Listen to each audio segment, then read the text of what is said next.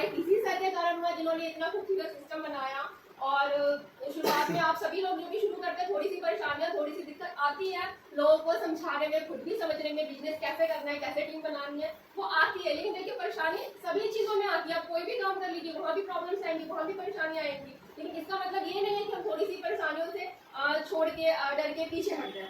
तो उन परेशानियों का सामना करते हुए हमें आगे बढ़ना। और जितने भी लीडर्स आगे बढ़े हैं, उन सबके जीवन में ये परेशानियां आई हैं और उन्होंने उस टाइम को फेस करके वो आगे बढ़े हैं।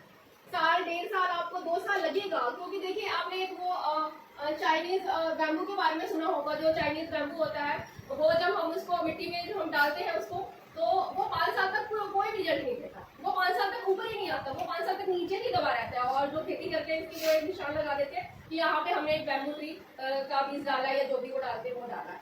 और 5 साल तक कोई भी रिजल्ट नहीं आता, वो ऊपर ही नहीं आता। लेकिन 5 साल उसको क्यों लगता है? क्योंकि वो 5 साल नीचे नीचे ही वो बेस बनाता रहता है। वो काफी नीचे बेस बनाते हैं, क्योंकि उसको 40 फुट ऊंचा जाना है, 50 फुट ऊंचा जाना है, तो नीचे तो बेस बनाएगा ना।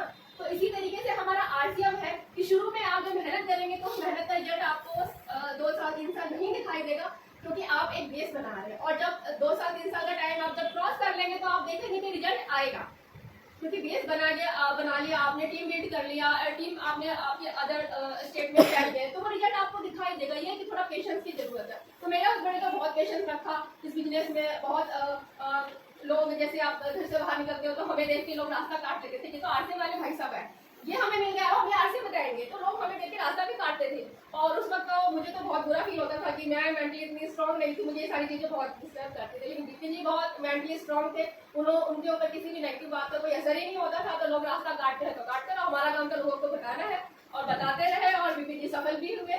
जब वो गए तो स्टार की टीम पे थे, और उनके जाने के बाद मैं स्टार गोल्ड हुई। और आगे तक तो मैं बहुत अच्छी लाइफ जी रही हूँ। और मुझे किसी भी ना अपने पेरेंट्स के ऊपर डिपेंड होने की जरूरत है, ना अपने सासू ससुर पे डिपेंड होने की जरूरत है। मैं अपने आरसीएम से मेरा इतना आ जाता है कि मेरी जो है मेरा घर का बहुत अच्छा जो भी है खर्चा वो अच्छे से निकल जाता है। मतलब एक तरीके से मैं सेल्फ इंडिपेंडेंट, मुझे किसी पे डिपेंड होने की जरूरत नहीं। तो आरसीएम जो है महिलाओं के लिए इतना अच्छा, महिलाओं को अपने पैरों पे खड़े होने का मौका दे रहा है, आगे बढ़ने का मौका